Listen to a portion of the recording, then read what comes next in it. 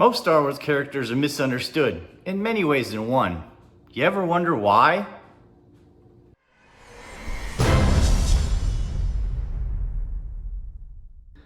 Welcome to the Black Market Outpost. My name's Dennis. Of those many misunderstood Star Wars characters, I present to you the Tusken Raider.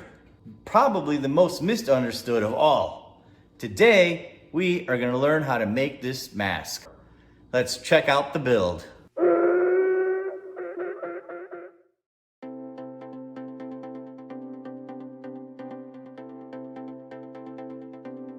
I didn't want the entire build to be a 3D print, so I decided to use a bump cap liner for the dome.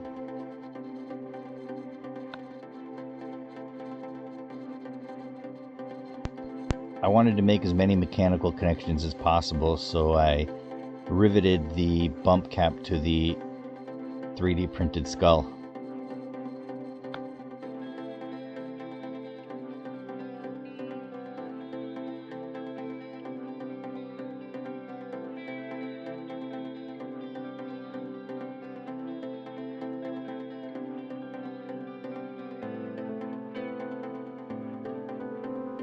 I pre-drilled all the holes and marked them with a Sharpie in order to get a mechanical connection on the greeblies as well.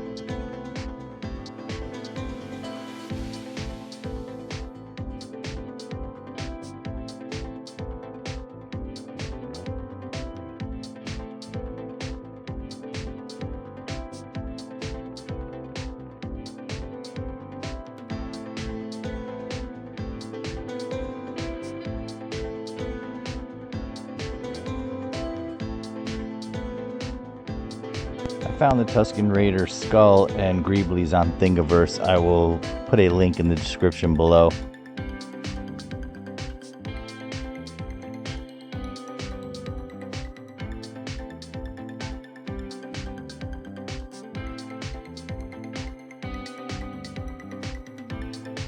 I was able to pick up some brown vinyl from my local fabric store out of the scrap bin.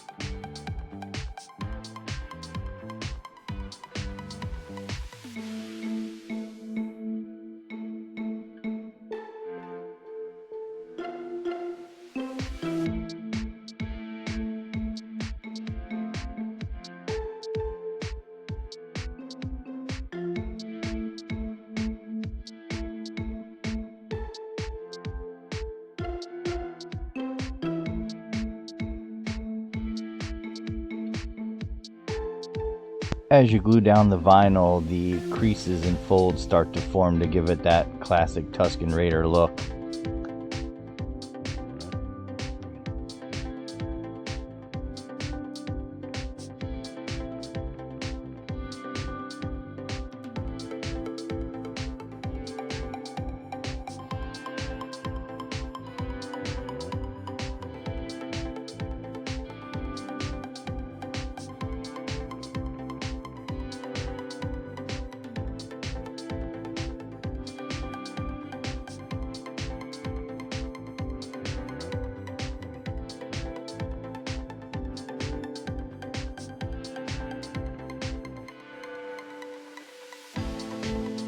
picked up a couple of belts at my local thrift store to be able to create the wrapping around the nose and the mouth area.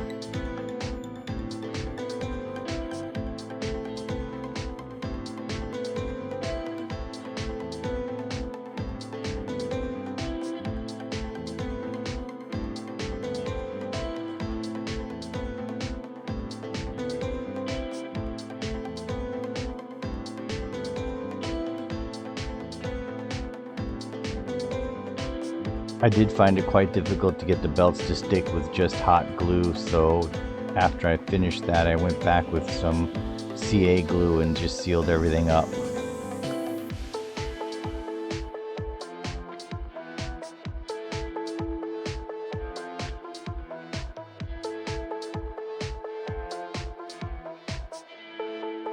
The original greeblies were machined out of aluminum, so I gave these a primer coat with an aluminum Rust-Oleum finish.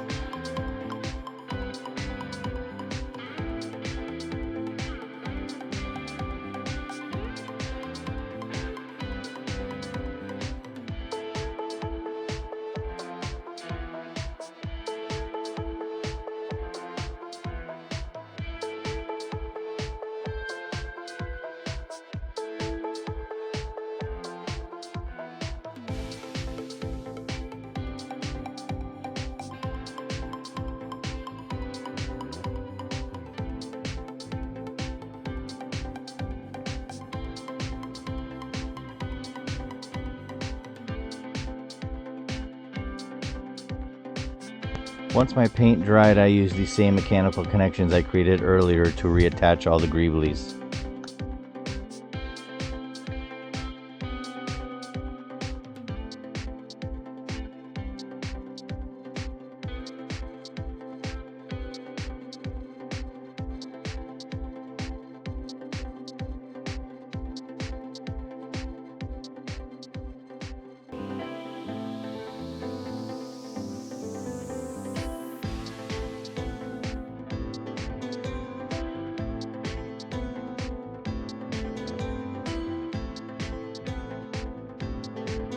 I added just a little more CA glue to make sure that all the belts were secured.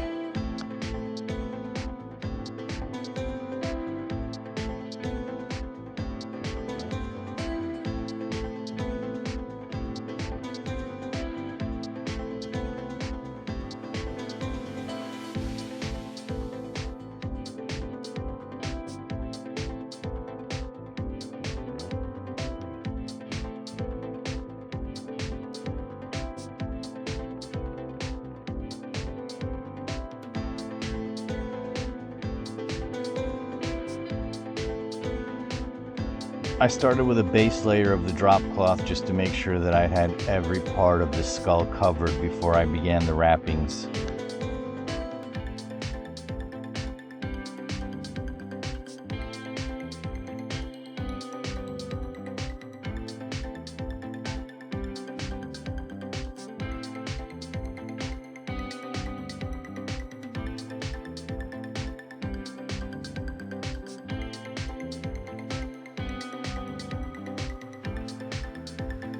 The drop cloth will naturally take the shape of the skull, and then I just glued the seam shut in whatever direction the cloth wanted to fold in.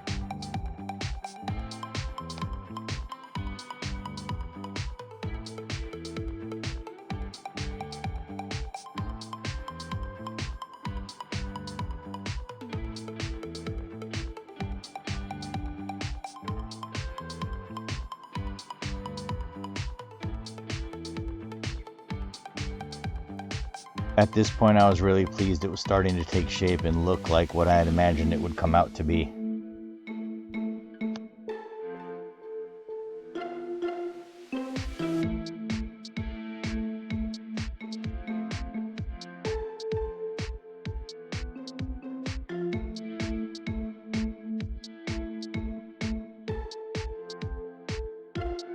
I tore a large amount of strips, roughly 1 inch wide, to be able to begin the wrapping. I began gluing the strips down with a product that was recommended to me called Fabric Fusion, but I quickly switched over to hot glue as I was very impatient and the Fabric Fusion took quite a long time to dry.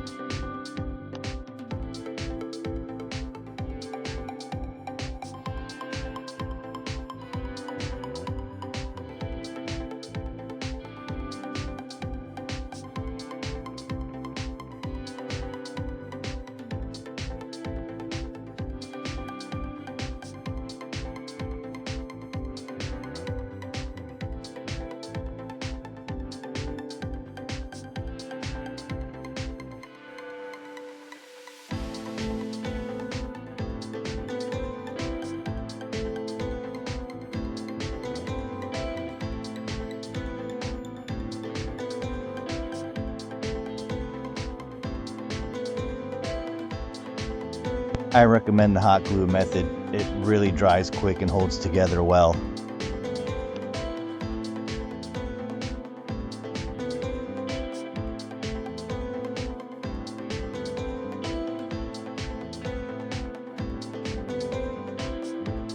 It's really important to alternate the strips to not give it a uniform look and avoid creating a basket weave.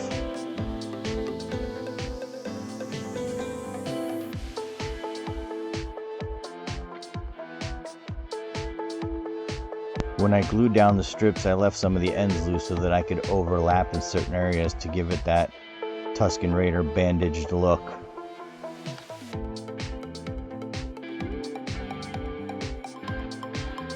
When it came time to weathering, I struggled with the options of using coffee or tea. I just didn't want the smell or the stain to linger, so I decided to give it the old acrylic water wash and see what happens.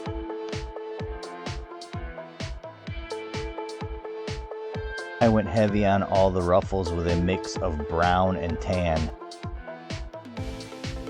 I took advantage of the excess CA glue by painting it brown to give it a sandy desert look.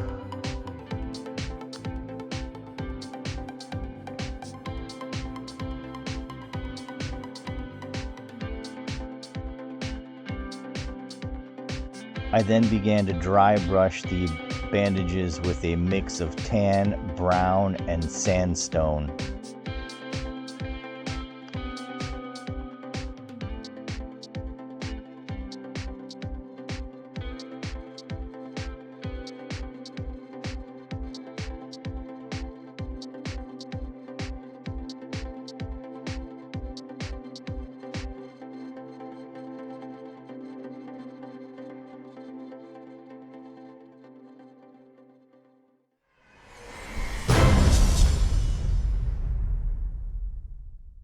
Well guys, here it is, Tusken Raider Mask. I hope you enjoyed this build as much as I did.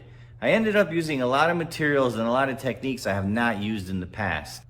Ultimately, I'd like to turn this into a full cosplay. I am going to be bringing more Tusken Raider builds to the channel in the near future. I plan on having this all done for a Halloween costume for myself. And always remember, make time to make something.